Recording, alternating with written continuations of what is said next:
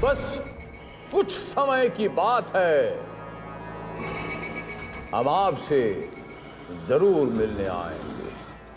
आपको भले ही हमारा इंतजार ना हो, पर हमें आपका इंतजार जरूर है। जल्द ही आपसे मुलाकात होगी।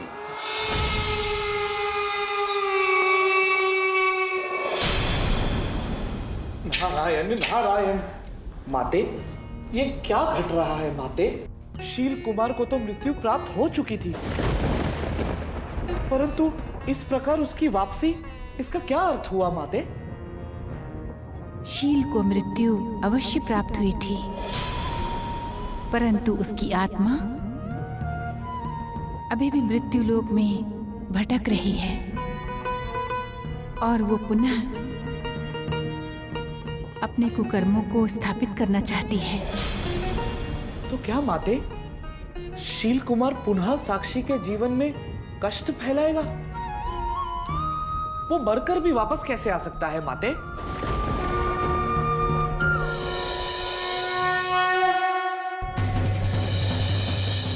मुनिवर, आपको रक्त बीज संहार कथा याद है? जब भगवती ने युद्ध भूमि में चंड मुंड को मार दिया, तब असुर सम्राट शुंभ ने जाकर रक्त बीज को पुकारा। वीर वरदानी मित्र, रक्त बीज कहाँ हो तुम? शीघ्र प्रकट हो।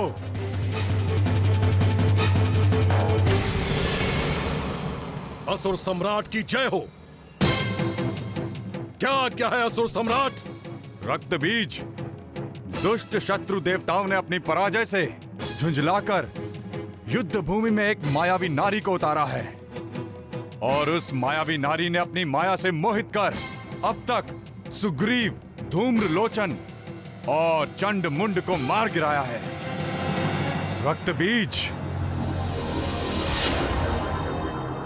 असुर सेना की रक्षा करना केवल तुम्हारे हाथ में है। यदि उस नारी का वध न हुआ तो हम असुर एक बार फिर पाताल के अंधकार में छिपने पर मजबूर हो जाएंगे। नहीं सम्राट, नहीं। जब तक रक्त बीज है तब तक ऐसा नहीं होगा। यदि वह मोहिनी नारी माया का खेल खेल सकती है तो मैं उसे माया के खेल में ही मात दूंगा। जाओ रक्त बीज, जाओ। असुर जाति की विजय का समाचार लेकर ही लौटो, और हो सके तो उस मायावी नारी को हमारे सामने बंदी बनाकर ही उपस्थित करो। क्या?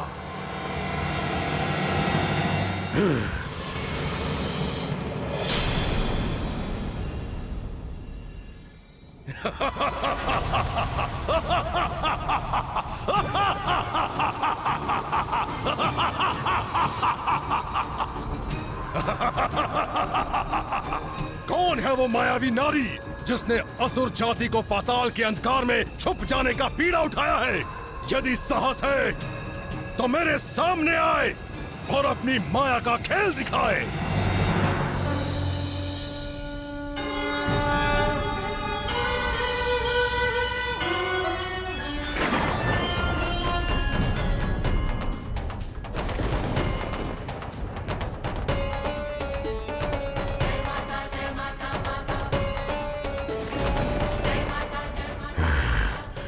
मूर्ख असुर रक्त बीज, तेरी आत्म प्रशंसा ही बता रही है कि अब तेरी आयु पूरी हो गई है। तू अपने जिस पराक्रम पर अभिमान करता था, वो केवल तेरी स्मृतियों में सीमित हो गया है।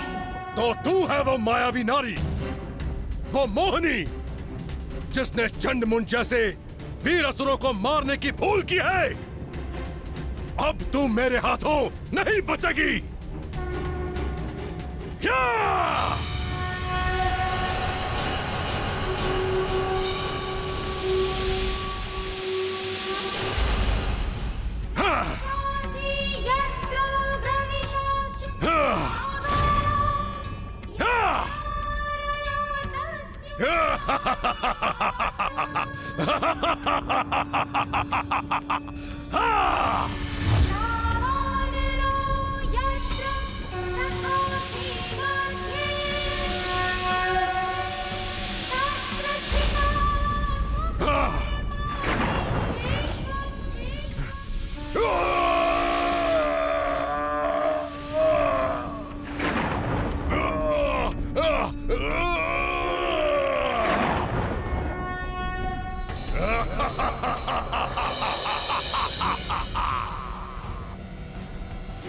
भगवती महाकाली शीघ्र प्रकट हो।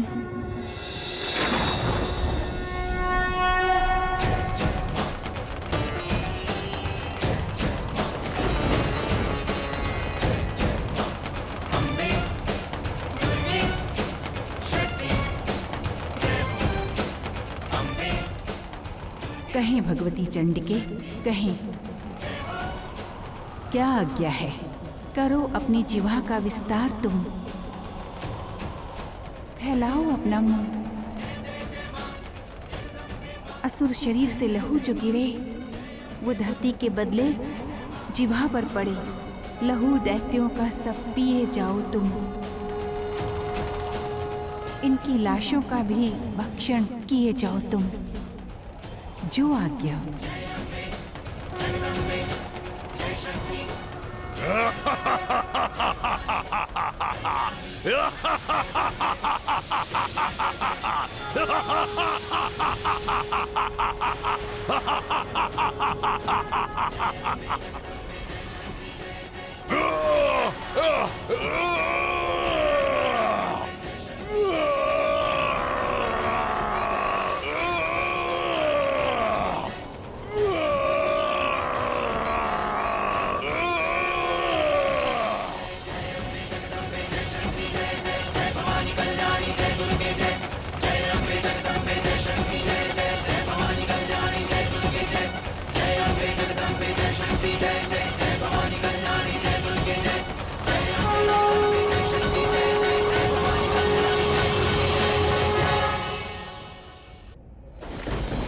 मुनिवर, पाप एक अमर बेल की भांति है। वो बार बार उगती है और उसे बार बार काटकर पाप का अंत करना पड़ता है। सत्य वचन माते, सत्य वचन।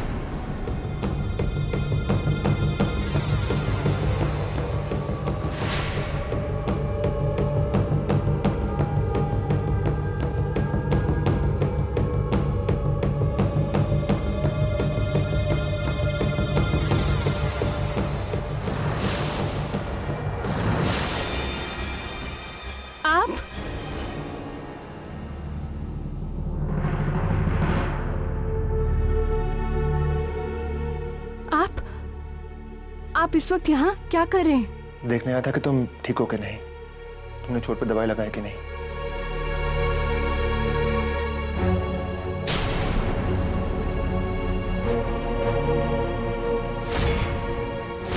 अरे साक्षी, तुम्हारा घाव कहाँ है? तुम्हारे चेहरे पे तो चोट लगी थी ना, तो ये सब? बली जी, मुझे कभी कोई चोट नहीं लगी थी। ये सब मैंने माया को सबक सिखाने के लिए किया था। क्या? माया को सबक सिखाने के लिए सब किया था? इतना बड़ा तमाशा तुमने माया को सबक सिखाने के लिए किया था? देखो साक्षी, तुम माया के साथ क्या करती हो उसकी मुझे कोई परवाह नहीं है, मगर मेरे परिवार के साथ तुमने जो किया उसका क्या जवाब है तुम्हारे पास? चुप क्यों हो? बोलती क्यों नहीं?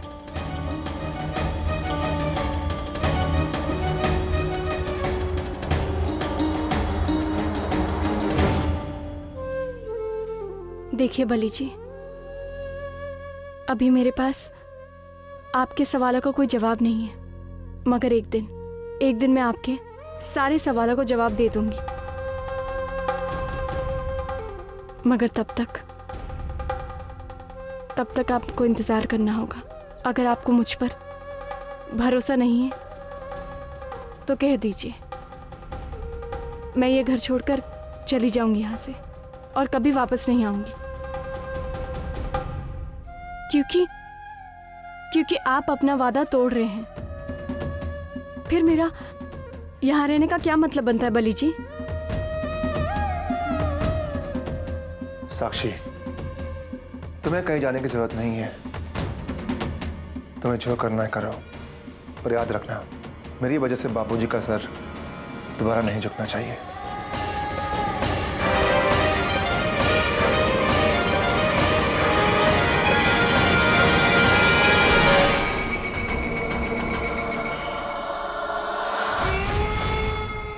आपको कमजोर नहीं पड़ना है मेरे बच्चे। अभी तो बहुत सारी मुश्किलें आपकी राह में आने वाली हैं, और सबसे बड़ी मुश्किल जो आपकी राह में आने वाली है वो मैं हूं।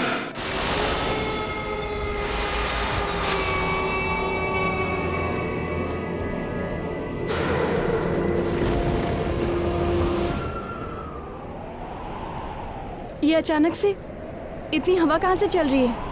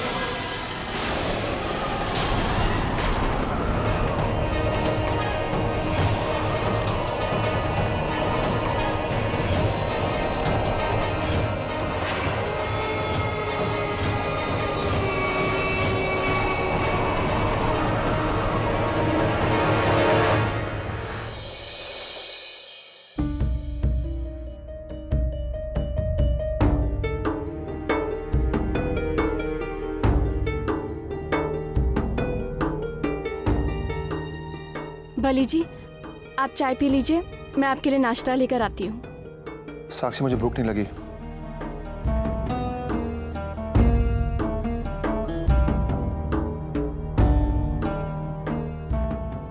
बली जी, आप रात की बात से अभी परेशान हैं? साक्षी, मुझे उसके बारे में बात नहीं करनी।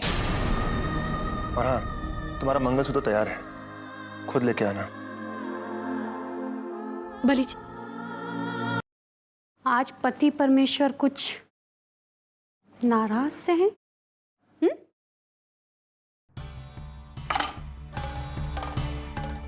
माया, तुम अपने काम से काम मतलब रखा करो। मैं क्या करती हूँ, क्यों करती हूँ, मेरे काम के बीच में मत आओ। तुम्हारे लिए अच्छा होगा ये। तो तुम बोलना भी सीख गई और खेलना भी। उस एक थप्पड़ की कीमत अच्छे से वसूली है तुमने। माया, ये सब मैंने तुमसे ही सीखा है, सच। वैसे माया, प्लीज इस बार तुम कुछ नया करना, ताकि मैं सोचने में मजबूर हो जाऊं।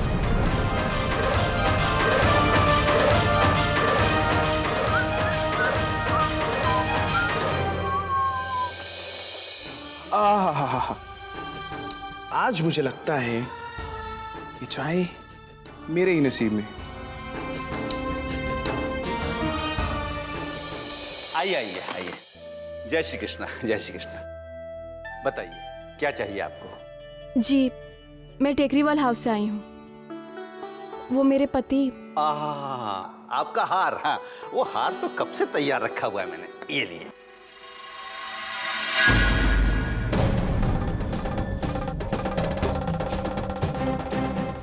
ये हार मेरा नहीं है। हाँ हाँ, मैं जानता हूँ कि आपका नहीं है। विनोद भाई 5 लाख रुपए दे जाएंगे तो ये आपका ही हो जाएगा। अभी आप इसे लेते जाइए, विनोद भाई पैसे दे जाएंगे। भाई इतना तो भरोसा है हमें टेकरीवाल हाउस पर। विनोद ने इतना महंगा हार बनवाया? हीरे का हार है तो महंगा होगा ही। देखिए, लगता आपको कोई गलतफहमी हुई है। मैं यहाँ ये हार लेने नहीं, बल्कि अपना मंगलसूत्र लेने आई हूँ। ये रहा उसका बिल। अरे अरे अरे, हाँ, ये तो वाकई में गलतफहमी हो गई। मुझे लगा कि आप इस हार के लिए आई हैं।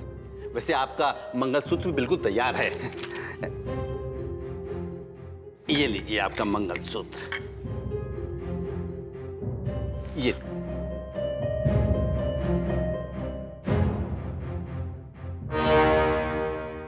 अरे, ये लीजिए, विनोद भाई भी आ ही गए।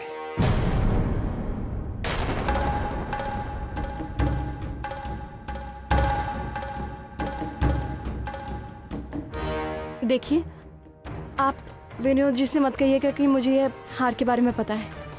मुझे लगता है कि वो अपनी पत्नी को सरप्राइज देना चाहते हैं, तो इसलिए उनसे कुछ कहिएगा मत। ठीक है, ठीक है।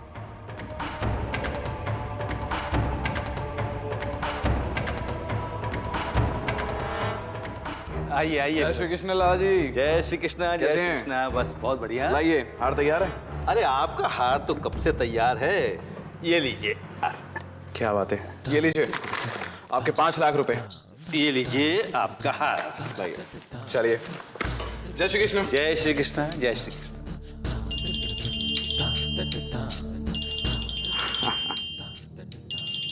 हाँ जान, हाँ। तोहफा? अरे तोहफा मेरे हाथ में है, पूरे 5 लाख रुपयों का है। क्या पैसे कहां से आए? अरे एक घर है ना मेरे पास उल्लू बनाने के लिए। वैसे जाने मन, ऐसा तोहफा मैंने कभी अपनी बीवी को भी नहीं दिया होगा जैसा महंगा तोहफा मैं तुम्हें दे रहा हूं। विनोद, मैं अब तक श्यामा की वजह से चुप थी ताकि उसका दिल ना टूटे, और अब चाहे जो भी हो जाए, मैं आपका सच। आप कौन है?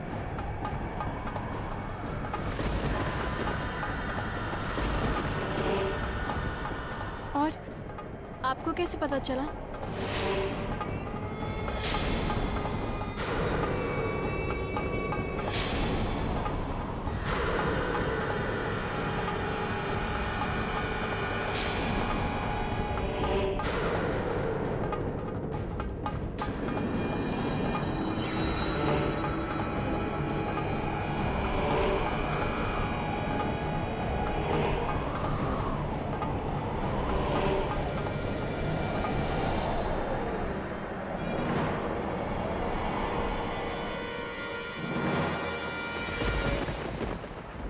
कौन हूं मैं? किसी ने बताया नहीं?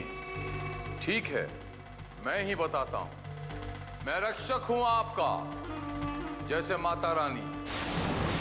मैं मां के काम में हाथ बटाता हूं और यही चाहता हूं कि आप सुरक्षित रहें। आप चाहते हैं ना कि ये घर एक हो जाए साक्षी बच्चा। ये घर एक होगा, और इस एकता की सबसे पहली किस्त थी विनोद को बचाना, जो मैं अदा कर चुका हूं साक्षी बच्चा।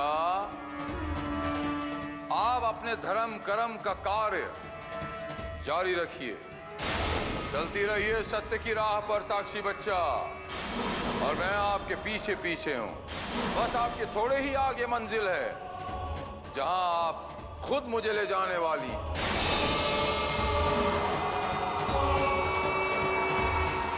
नारायण नारायण। माते, ये शील क्या कह गया? सत्य की राह पर उसका लक्ष्य। शील की इस कथन का क्या अर्थ हुआ माते? माते, आप शांत क्यों हैं? उत्तर क्यों नहीं दे रही हैं? नियति अपना खेल खेल रही है मुनिवर, और शील उस नियति के साथ खेलना चाहता है। वो कुछ ऐसा करना चाहता है जो प्रलय का कारण बन सकता है। मेरा विधि के विधान में प्रवेश वर्जित है, और शील उसका लाभ उठाना चाहता है। तो क्या माता आप कुछ नहीं करेंगी? बस चुपचाप देखती रहेंगी? ना मुनिवर, ये समय देखने का नहीं, कुछ करने का है। तो आप क्या करने वाली हैं माते?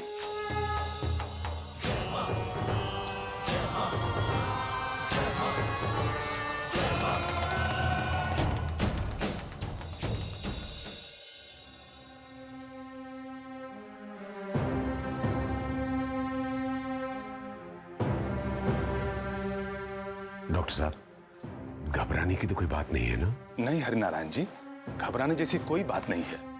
मैंने ड्रेसिंग कर दी है, बस इन्हें समय पर दवाइयां देते रहिएगा। मैं कुछ दवाइयां लिख दे रहा हूं, आप इन्हें मंगवा लीजिए। जी।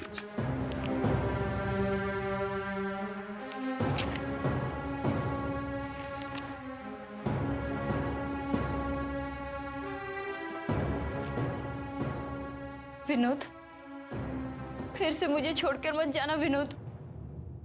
मैं तुम्हारे बिना जीने की सोच भी नहीं सकती। श्यामा, बेटा, विनोद जी कहीं नहीं जाएंगे। तो बिल्कुल भी चिंता मत कर बेटा। और विनोद जी, ये घर जितना श्यामा का है उतना आपका भी है। विनोद जी, आज के बाद घर छोड़कर जाने की बात भी मत कीजिएगा। चिंता मत कर बेटा, सब ठीक हो जाएगा।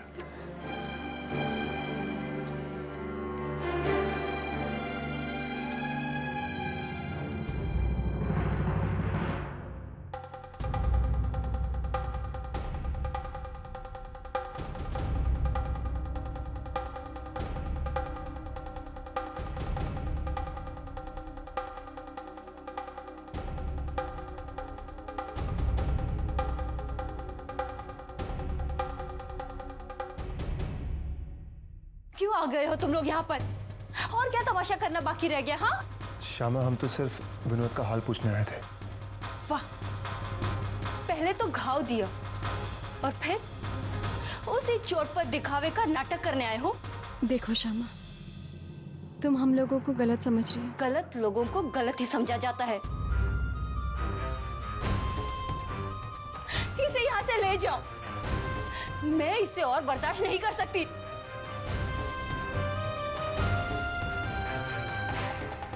प्लीज इसे यहां से ले जाओ।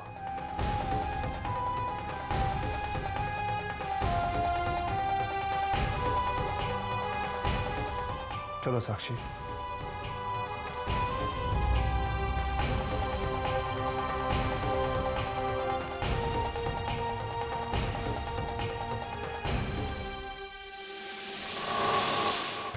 श्यामा, ये तो बहुत बेशरम लोग हैं। ये ऐसे कहाँ मानने वाले? अभी तो ये साक्षी हमें पता नहीं और क्या क्या खेल दिखाने वाली है। श्यामा, तू रो मत, सब ठीक हो जाएगा। रो मत।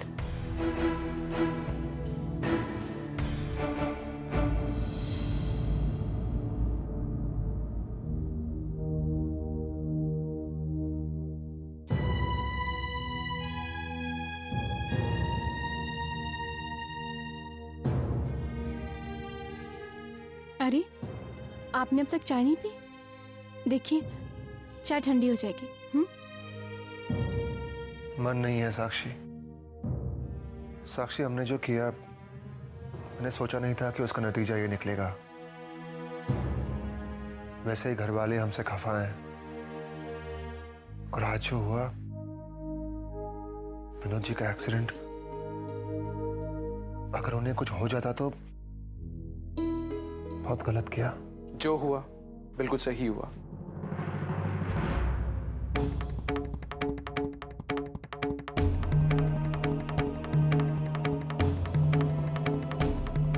मेरे जैसे आदमी के साथ ऐसा ही होना चाहिए था।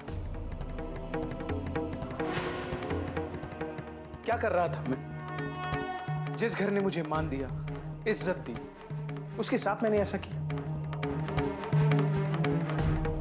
मैंने आज तक जो भी किया ना, सब गलत किया। साक्षी, मैं तो तुमसे माफी भी नहीं मांग सकता, क्योंकि ये हक भी मैं खो चुका हूं। लेकिन मैं तुमसे ये वादा जरूर करता हूं कि मैं श्यामा से माफी जरूर मांगूंगा। मैं आज के बाद अपना हर कर्तव्य निभाऊंगा, उसको खुश रखूंगा, और ये भी वादा करता हूं कि श्यामा के अलावा आज के बाद मेरी जिंदगी में कोई नहीं होगा।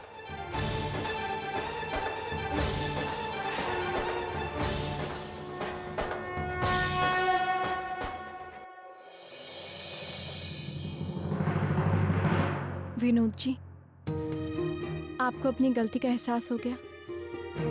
बस यही आपके लिए माफी है। और देखिए, इन सब बातों के बारे में किसी से कुछ भी मत कहिएगा। अगर श्यामा को ये सब पता चल गया तो वो सह नहीं पाएगी। तुझसे मैंने एक दिन कहा था ना कि तेरी आंखें कुछ और बोलती हैं और जुबान कुछ और उसके बाद भी मुझे गुस्सा नहीं आता तुझ पर। आज मुझे समझ में आया तेरी आंखें क्या बोलती है बेटा। खुद की जिंदगी को नरक करके हम सबको खुशियां देना चाहती है। कितना बड़ा दिल है तेरा साक्षी। आज तूने एक माँ का दिल जीत लिया है साक्षी।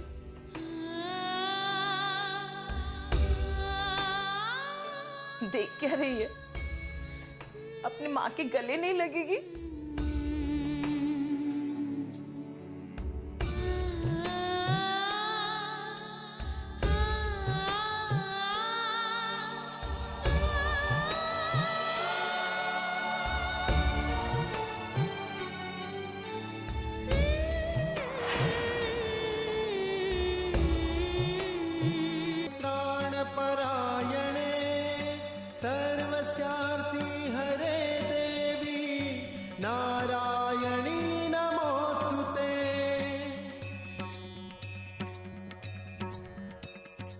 माँ, विनोद जी को रास्ता दिखाकर आपने मेरी एक मुश्किल तो हल कर दी, मगर माँ, अब भी ये घर आपकी आस्था से दूर है। माँ,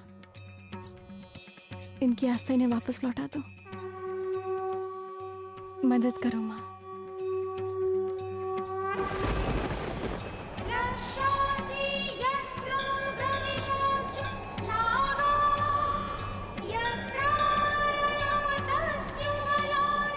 बस इतनी मदद कर दो मेरी।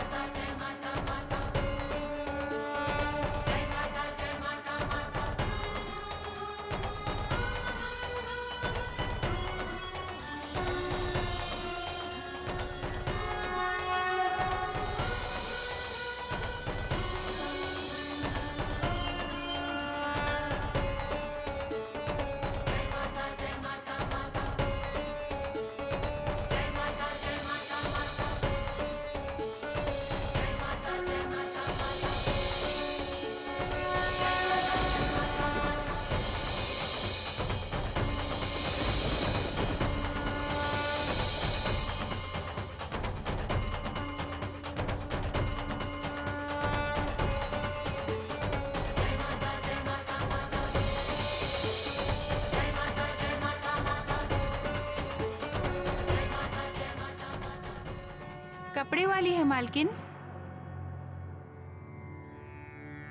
मिट्टी का तन हुआ पवित्र गंगा के सविता देख तो। हो जाए पवित्र जगदम्बे के ध्यान से। सर्व मंगल मांगल्ये शिवे सर्वार्थ साधिके शरण्ये त्र्यंबके गौरी नारायणी नमोस्तुते। तुम कौन हो? रोज तो राजू भाई आते हैं। हम उनकी घरवाली हैं। वो कोनो काम में थे, उसी वास्ते हम आए हैं।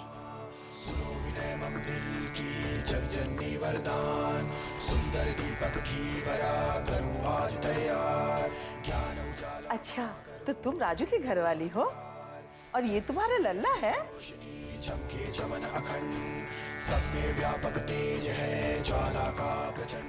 सविता, महाराज को कपड़े के लिए बोल दो। जी। महाराज, महाराज कहाँ रह गया पता नहीं। अंग अंग में रूम रही दादी दीन दयाल।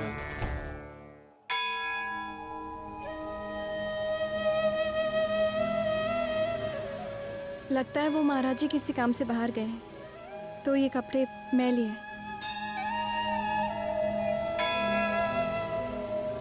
ये लीजिए माँ जी। आपका? गुड्डू। गुड्डू? ये लीजिए।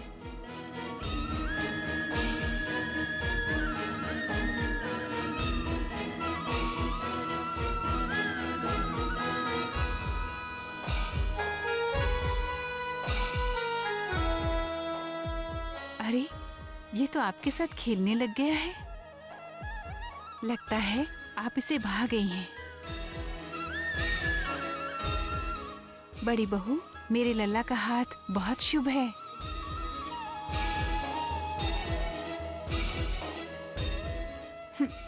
आप देखिएगा, इस बरस आपकी गोद में प्यारा सा लल्ला खेलेगा।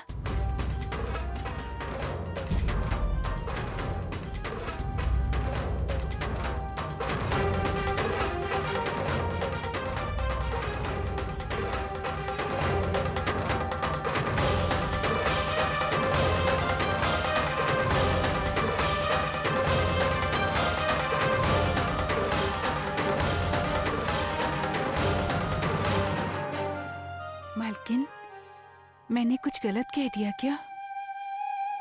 नहीं, तूने कुछ भी गलत नहीं कहा।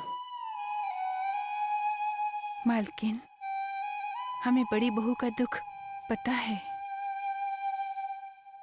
पर मालकिन आप देखिएगा, जैसे ही बड़ी बहू की गोद भरेगी, जब इस घर के छोटे से आंगन में कन्हैया खेलेगा, तब इस घर की परेशानी चुटकी बजाते ही दूर हो जाएगी।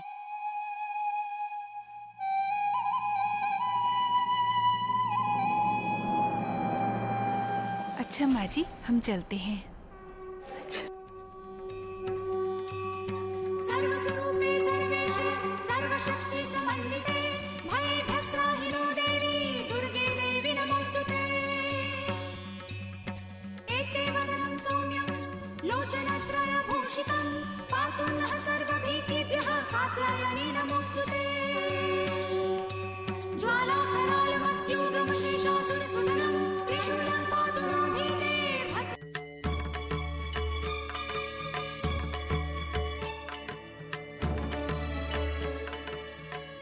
बड़ी बहू, मेरे लल्ला का हाथ बहुत शुभ है। आप देखिएगा, इस बरस आपकी गोद में प्यारा सा लल्ला खेलेगा। हमें बड़ी बहू का दुख पता है, जैसे ही बड़ी बहू की गोद भरेगी, जब इस घर के छोटे से आंगन में कन्हैया खेलेगा, तब इस घर की परेशानी चुटकी बजाते ही दूर हो जाएगी।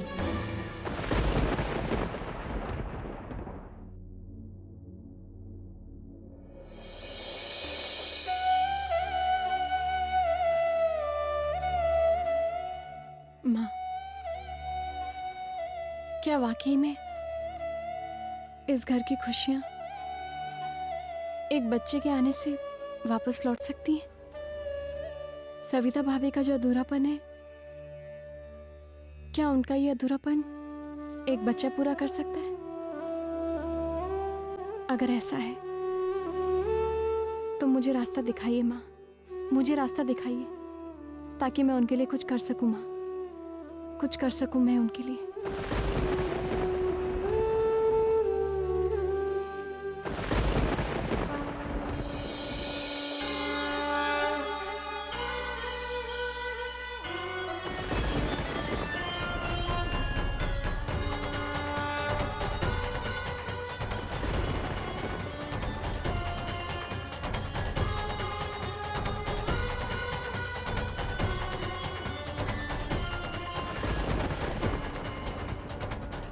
मैं समझ गई माँ, मैं समझ गई कि मुझे क्या करना है। धन्यवाद।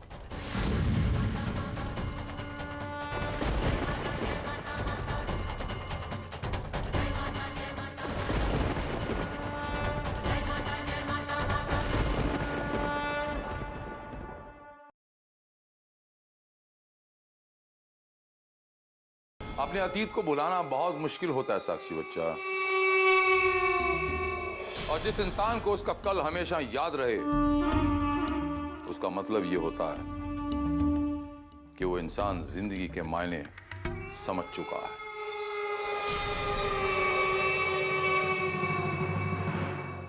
ऐसा लगता है साक्षी मुनिया कि आपको आपका कल अच्छे से याद है।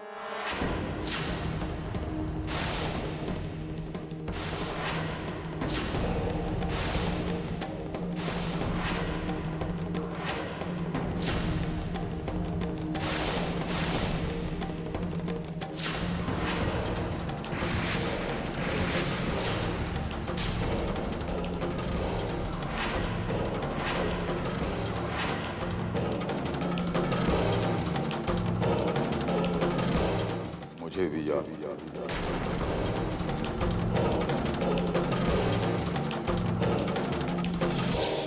मुझे याद है कि कैसे मैं एक दफ्तर में एक छोटा सा कर्मचारी हुआ करता था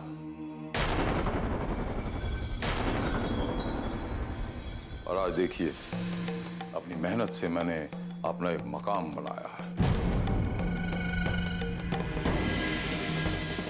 बहुत पैसा कमाया जो अब आप लोगों का ही है। वैसे साक्षी मुनिया आप किसी धोखे की बात कर रही थी। आप लोगों की थोड़ी सी बात सुन ली मैंने।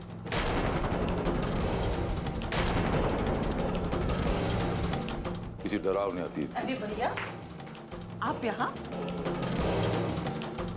बस अपनी नई बहू को देखने चले आए थे। ये बिना बोले वहां से चली आई। हम चिंतित हो गए, हालचाल पूछने चले आए। भैया आप जाके स्नान कर लीजिए, फिर हम साथ में खाना खाते हैं। रुद्र मामा को उनके कमरे तक लेके जा और उन्हें किसी चीज की जरूरत पड़े तो जरा देख लेना, ठीक है बेटा? चलिए मामा जी।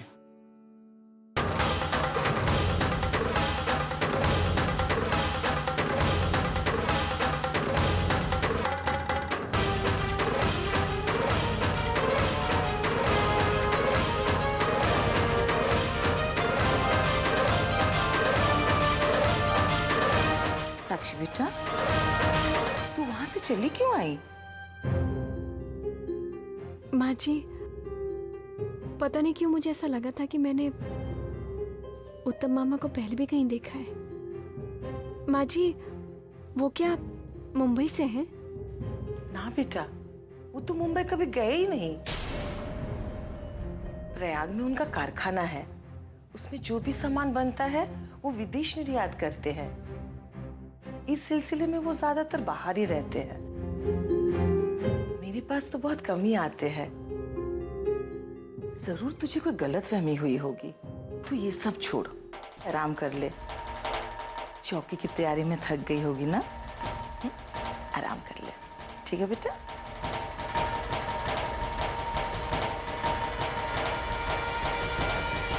मुझे याद है कि कैसे मैं एक दफ्तर में एक छोटा सा कर्मचारी हुआ करता था और आज देखिए अपनी मेहनत से मैंने अपना एक मकाम बनाया। वो तो मुंबई कभी गए ही नहीं।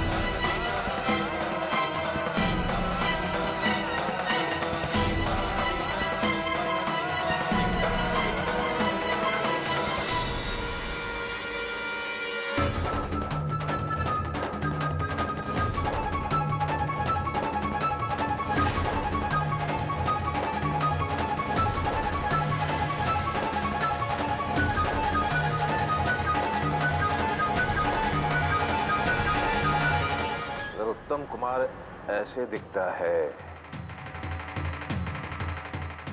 तुम्हारा शक जायज है बच्चे। है ये शील कुमार हो सकता है, लेकिन फिर घर में रहने वाले लोग इस इंसान को सालों से जानते हैं। और ये कुसुम जी का भाई भी है ना? वो भी तो गलत नहीं हो सकते बच्चा। तो छोड़ बेटा, अपने दिमाग से ये बात निकाल दे। तूने स्वयं शील को मारा है ना, वो भी माता रानी के त्रिशूल से। बच पाएगा बच्चे वो? नहीं बेटा, शील मर चुका है, जिंदा नहीं है। और रही दूसरी बात, इस बात का जिक्र तू उस घर में नहीं करेगी, समझ रही है? तेरा जीवन अभी अभी शुरू हुआ है बच्चे, अभी अभी तो तूने सुकून देखा है। और फिर दो लोगों की शक्ल एक जैसे हो सकती है बच्चे। अगर शील कुमार और ये उत्तम कुमार एक जैसे दिखते हैं तो ये इत्तेफाक भी तो हो सकता है ना बेटा? नानू, मरकर इंसान जाता कहाँ है?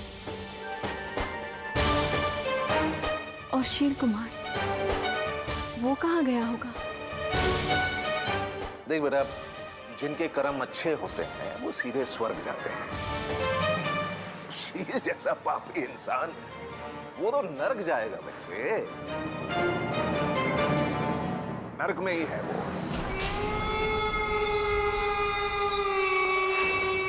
सही तो कहा आपने पंडित जी, नर्क में ही था मैं। आपके और यमराज के विचार काफी मिलते हैं। उन्होंने मुझ जैसे पापी को नर्क ही भेजा था।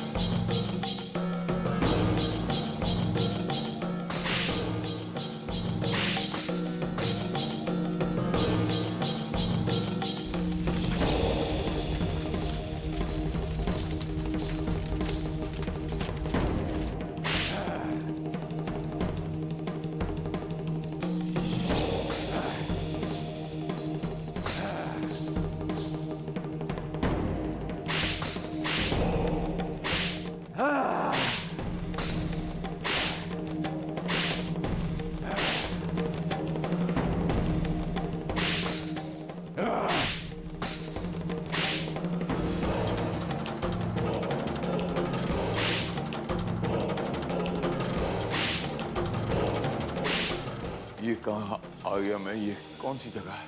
ये नर्क लोक है शील कुमार। जो तुमने अभी तक देखा है वो जीवन के बाद का जीवन है। तुम्हारे कर्मों का हिसाब हो चुका है। तुमने सिर्फ पाप ही किए हैं। उन पापों का दंड तुम्हें भुगतना होगा शील कुमार। दंड? हाँ, दंड। अब लोहे के कांटों वाले भाले से तेरी खाल खींच ली जाएगी। ऐसा नहीं करना। मैंने कुछ नहीं किया। ऐसा नहीं करना। नहीं।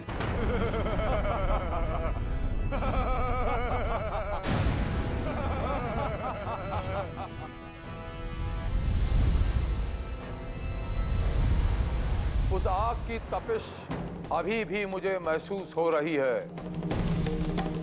उस आग में झुलसता हुआ मेरा शरीर, खाल खींचता हुआ वो हंटर। मुझे ऐसा लग रहा था जैसे सदियों तक मैं वहीं पड़ा रहूंगा, कोई मेरी पुकार नहीं सुनेगा। फिर एक दिन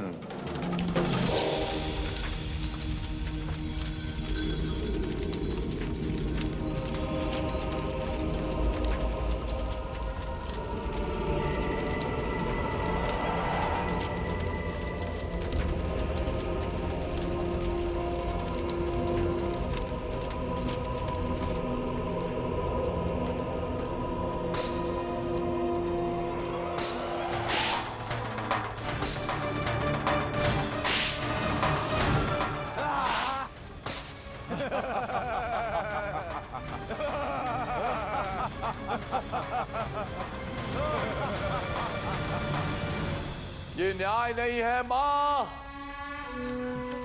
सुन रही हैं आप? ये न्याय नहीं है। ऐसा क्या गलत कर दिया था मैंने क्या दुनिया में कोई नास्तिक नहीं है जो ईश्वर में विश्वास नहीं रखते? मैंने तो सिर्फ आपके अस्तित्व को नकारा था कि दोहरापन है आपका। मेरे कर्मों की सजा नहीं दे रही आप, मनमानी कर रही आप, अपनी ताकत का नाजायज फायदा उठा रही आप। मनमानी? तेरी मति में अभी भी कुछ नहीं गया। तूने जो किया है वो मनुष्य योनि के मूल्यों के विरुद्ध था और उसी का फल भुगत रहा है तू। पर चिंता मत कर, तेरे पापों के बाद तेरे पुण्यों की बारी भी आएगी। तू साक्षी जैसी पुण्य काया का दादा है और माता रानी के त्रिशूल से मृत्यु को प्राप्त हुआ है और इस कारण तुझे कुछ समय के लिए ही सही पर स्वर्ग का सुख प्राप्त होगा। और तब मैं तुझे बताऊंगी कि स्वर्ग से धरती पर लौटने की विधि क्या होती है। मैं वापस धरती पर मरने के बाद? ये कैसे हो सकता है माँ? आप कौन है आप?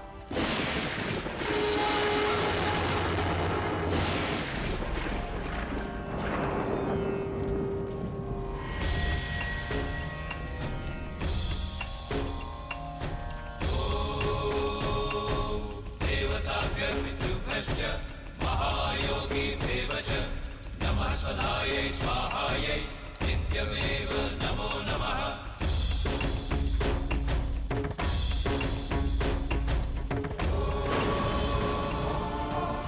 वो नरक कोई दूसरी सजा है क्या?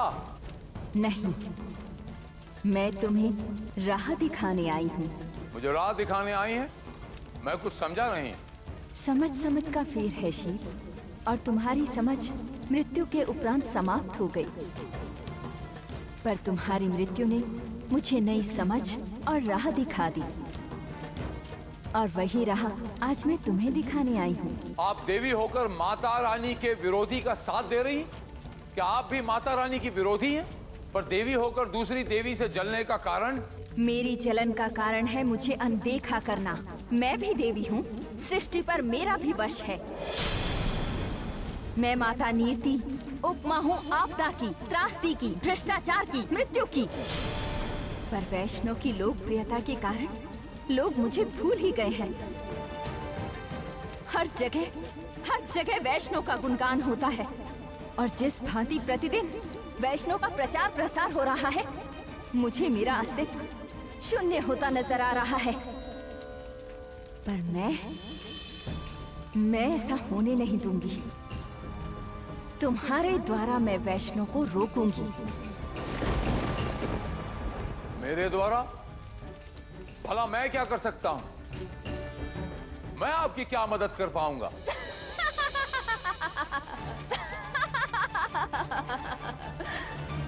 शील, तुम्हें मेरी नहीं, मुझे तुम्हारी सहायता करनी है। तुम बस मेरी बताई राह पर पग बढ़ाते रहना। जैसे मैं कहती हूँ वैसे ही करते जाओ। आखिर आप मुझसे करवाना क्या चाहती हैं? शील, क्या तुम जानते हो, किसी भी देवी की शक्ति का स्रोत उसके भक्त होते हैं। जितना भक्त अपने भगवान को मानते हैं, पूजते हैं, भगवान की शक्ति उतनी ही बढ़ती जाती है।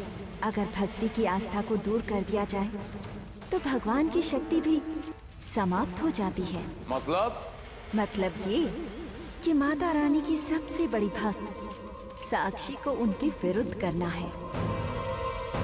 फिर माता रानी नहीं रहेंगी। जिंदगी भर मैंने यही तो कोशिश की है माँ। ना माता रानी को वैष्णवी के विरुद्ध कर पाया और ना ही साक्षी को माता रानी के विरुद्ध कर पाया।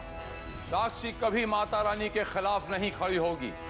साक्षी भले ही देवी वैष्णव के विरुद्ध खड़ी ना हो, पर एक माँ माता रानी के खिलाफ खड़ी हो जाएगी।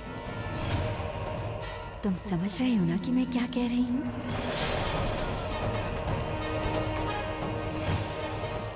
हाँ, आपकी जय हो माँ। क्या राजनीति वाली सोच है आपकी। आपकी जय हो माँ।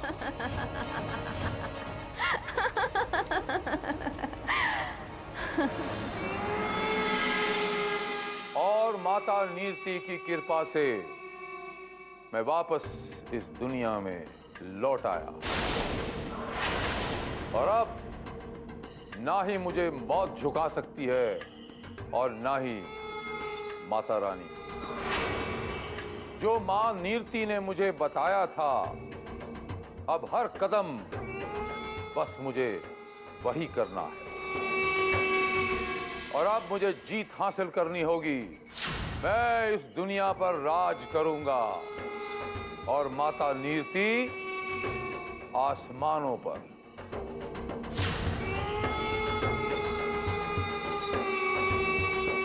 माँ शील की सहायता कर रही है, पर उन्होंने ऐसा क्यों कहा कि वो एक माँ को आपके विरुद्ध कर देगी? इस कथन का तात्पर्य माते? साक्षी को मेरी भक्ति से डिगा पाना मुश्किल है, इसीलिए नीति एक योजना के अनुसार साक्षी को एक मातृत्व देकर ममता के अंकुश में बांधकर मेरे विरुद्ध करना चाहती है। परंतु माते, साक्षी को मातृत्व देकर आपके विरुद्ध कैसे किया जा सकता है? ममता का अंकुश उसे कैसे आपके विरुद्ध कर सकता है माते? नीति साक्षी को गर्भदान कर रही है और उस गर्भ में पलने वाला बालक मनुष्य नहीं दानव होगा, जिसका मैं वध करूंगी और साक्षी ममता में बंधकर अपने शिशु को बचाने के लिए मेरे विरुद्ध खड़ी हो जाएगी। नारायण नारायण, इतनी प्रलयंकारी योजना! माते, इस योजना से आप कैसे पार पाएंगी?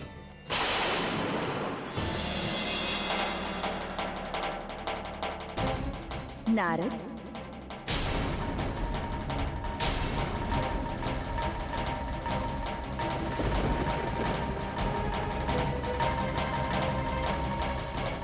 वैष्णव का इस योजना से पार पाना कठिन है।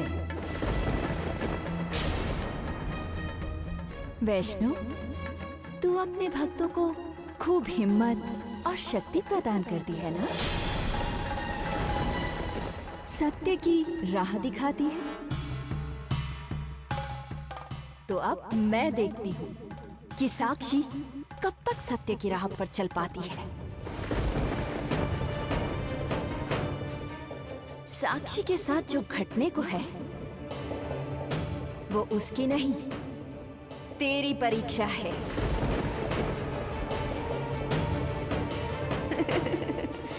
वैष्णव, मैं ये क्रीड़ा देखने को व्याकुल हो रही हूँ। उत्तीर्ण होकर दिखा सकती है तो दिखा, मेरा भी थोड़ा मनोरंजन हो जाएगा।